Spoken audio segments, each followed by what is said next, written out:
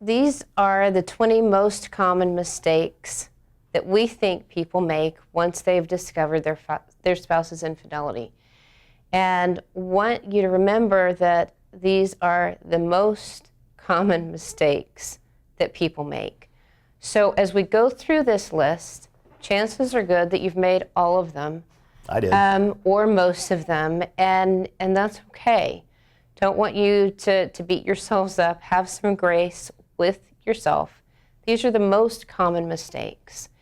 And so if you've made them, don't worry about fixing it. Don't worry because you haven't done it perfectly. It's just a good day to stop making them. Yeah, and if I can just jump in on that, through this whole process, I want you all to have a whole lot of grace with yourselves. I mean, no one knows what to do when they get in this situation. This is completely uncharted territory. It's not like they give you an instruction manual the day you get married and say, this is what you're supposed to do when your spouse cheats on you. You just never expect it's going to happen at all. And no one knows what to do in this case. So, people react badly. We say in psychology sometimes hurt people. We do hurtful things. We hurt others in our pain, we hurt ourselves in our pain, and just, cut yourself some slack on that. Yeah, so the first one is believing that once your spouse agrees to end the affair or the behavior, that it's truly ended. While it's a pretty thought to believe that that's the case, sadly, there's no way you can really trust that at this point. Well, and knowing that if it was an emotionally entangled affair, they're probably not going to be able to end it without some help. I just think that's an important thing for you to know. So if they say it's over and they were in love with this person, having a realistic picture in your own head of maybe getting some outside help for you and for them so they can disentangle themselves from this. Another most common mistake is demanding that your spouse pledge 100% commitment to the marriage when you discover their infidelity.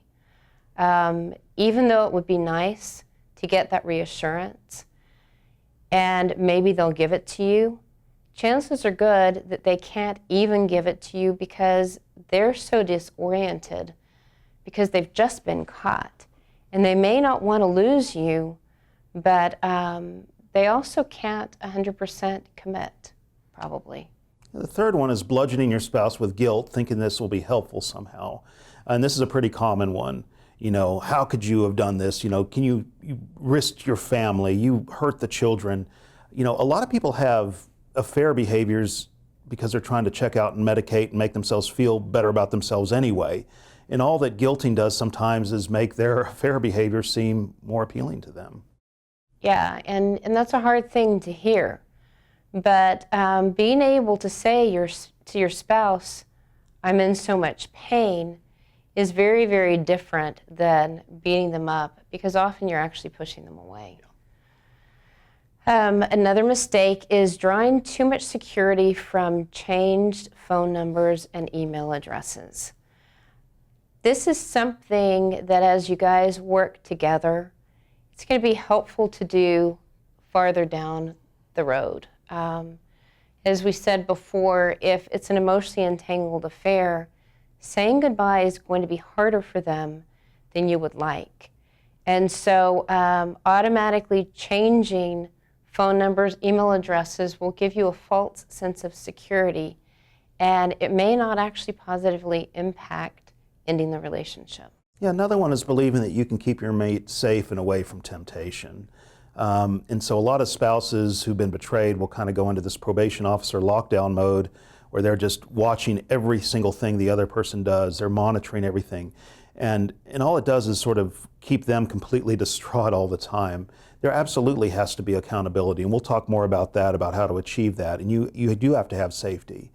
But taking it all on yourself to kind of create that safety, it's just putting way too much on your own plate. Well, and really, most couples need some sort of outside help to get to the other side of this. And so for the betrayed spouse to take it upon themselves to ensure the safety of the relationship and the fidelity of their mate is just too much.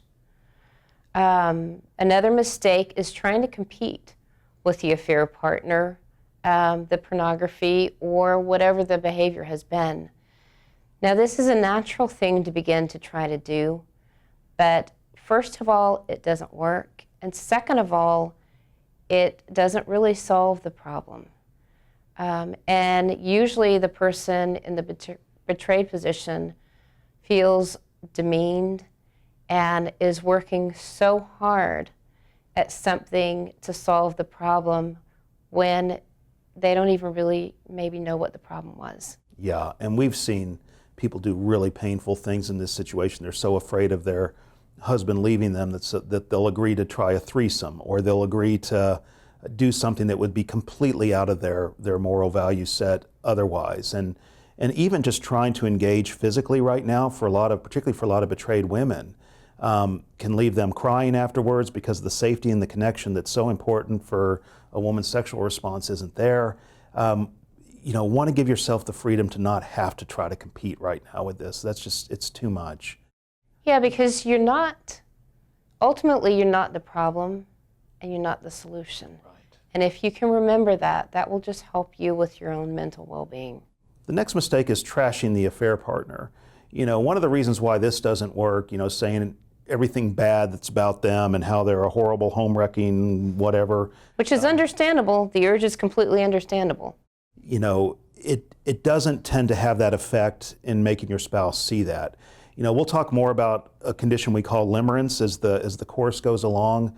But, affairs are not based on love. They're based on this sort of fantasy reality. And limerence is this sort of feeling of being on top of the world and this feeling of new love. And part of what feeds limerence is this sort of forbidden love angle that, the more the world tells us this is wrong, the more right it feels. And so sometimes just even going into what a horrible person it is when you're kind of in this drug-induced response with this person where you feel really high by their very presence, all it's going to do is make them seem more appealing. Well, and the other part to this is, I had a couple last week. She was doing this. And every time she trashed the affair partner, he felt guilty because he had his responsibility in this. And he wanted his wife to know that he had his responsibility also. But the way he was explaining it to her made her feel like he was protecting or defending the affair partner. And that's where one of the major misunderstandings can happen within a couple and their communication at this time. Another one is trying to convince your spouse that no one will ever love them as much as you. That's a common one. And once again, this is completely understandable, but if there's some ambivalence, if there's part of them that doesn't want to lose the marriage and there's part of them that doesn't want to lose the affair, trying to convince them that you're the only one who will ever love them will push them back into thinking, no, this other person really loves me, and you're wrong, and this other person really understands me, and you don't. So we will talk more about ambivalence also. Yeah, and the next one want to really stress heavily because it creates a lot of pain, and that's using your children or grandchildren as pawns in this game. That can be done a couple of different ways, by saying, I'm going to take the kids and you're never going to see them again, or trying to triangulate the kids in by telling them things about their father or their mother.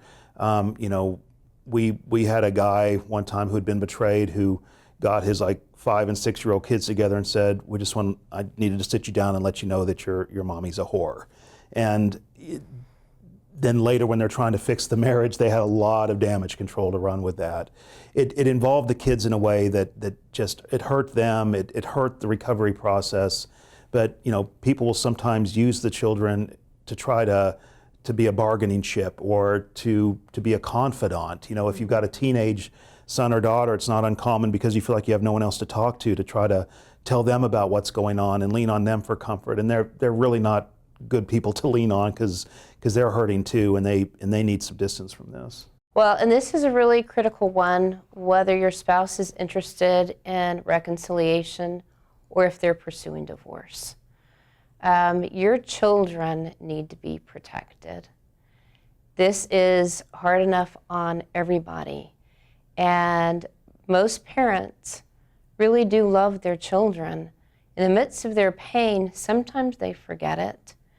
But protecting your children, not from everything that's going on per se, but from your emotional chaos, from your pain.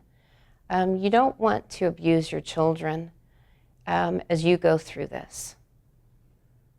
So another common mistake is beating up the unfaithful mate with guilt, shame, or the opinions of everybody who thinks that they're terrible.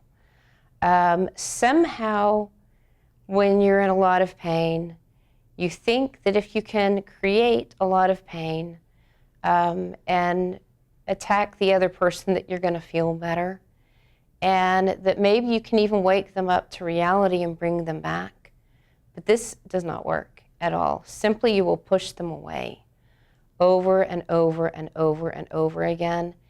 And ultimately, you won't feel better by having attacked them over and over and over again. Yeah, and once again, especially with things like pornography addiction or serial affairs, a lot of the reason men are having these in the first place because they already feel overwhelming shame, and they're trying to use this to medicate. So the more shame there is, the more it actually feeds the struggle. Well, and it goes for women too. I have a client more recently who has been a love addict, and her husband has tried to help her understand his pain in a lot of ways that are really hurtful to her. And in his better moments, he can see her as a child of God. But it doesn't do anybody any good, because then he feels guilty about the horrible person he's been, and she feels terrible, and it doesn't help anybody.